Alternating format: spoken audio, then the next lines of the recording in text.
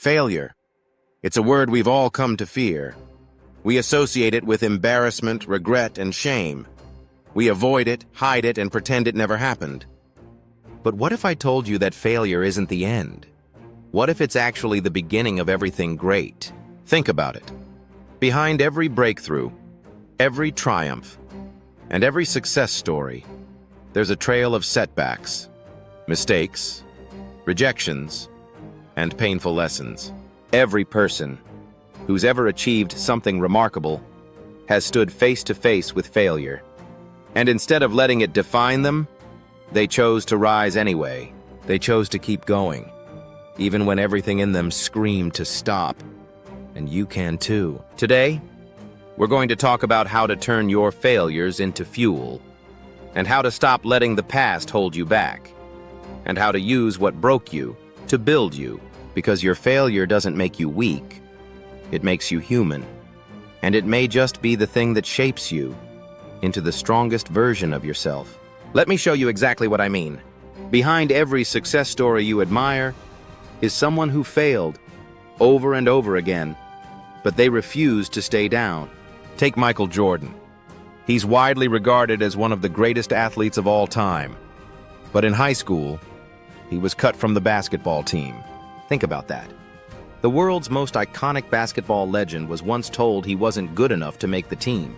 Most people would have taken that as proof they weren't meant for it. But not Michael. He turned rejection into motivation. He trained harder, pushed further, and outworked everyone around him.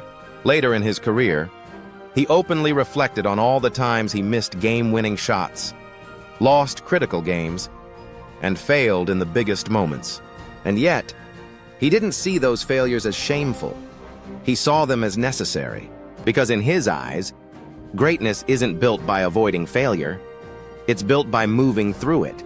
What defined him wasn't talent alone, but relentless persistence in the face of every setback. It wasn't perfection that made him a legend. It was his ability to rise every single time he fell. Now let's talk about J.K. Rowling. Before she became one of the best-selling authors in history, she was a single mother barely surviving. She was living on government assistance, battling depression, and feeling like a complete failure. Everything around her was falling apart, except for one thing: the story she carried inside her. That story was Harry Potter. She poured her heart into it and sent it to publishers. 12 of them said no. 12 doors slammed shut in her face. Each rejection could have been the end, but she refused to give up.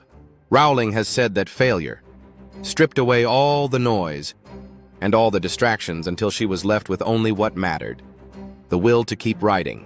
She didn't just survive rock bottom, she built from it. That dark, hopeless place became the very ground on which she stood to create a global phenomenon. Her greatest success was born out of her deepest struggle. Walt Disney. We know him today as the creator of magic. But early in his career, Disney was fired from a newspaper job because his editor believed he wasn't creative enough. His first animation company even went bankrupt. Many would have taken that as a final verdict on their abilities. But Disney didn't let those opinions define him. He kept dreaming, kept creating, and poured himself into new ideas. He often said that setbacks taught him valuable lessons and pushed him to be more imaginative. Eventually, that same imagination built a world full of wonder for generations. What once was seen as a weakness became his superpower. Finally, Steve Jobs. He co-founded Apple, built it from the ground up. And then, he was fired from the very company he helped create.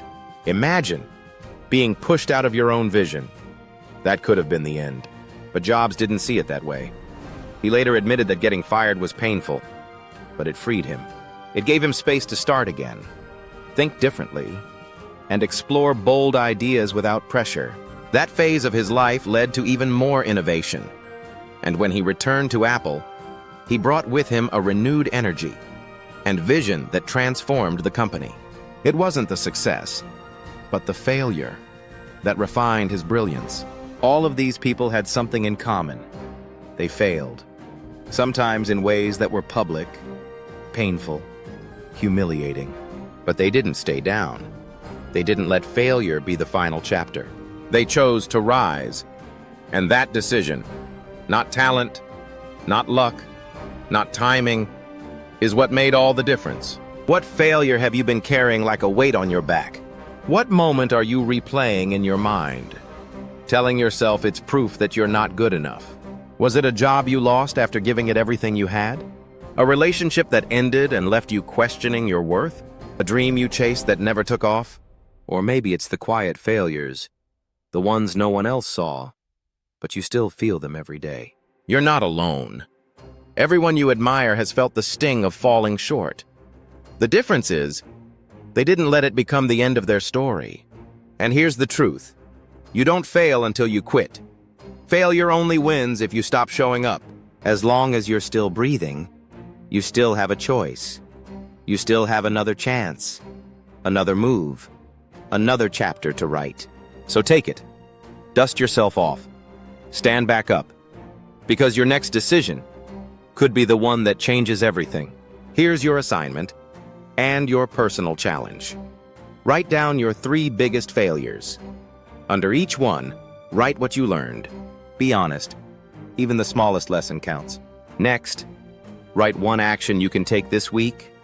Yes, this week. To move forward from each one. Not 10 actions, just 1 per failure.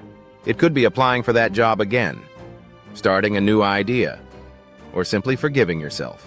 Whatever it is, do it. Not tomorrow.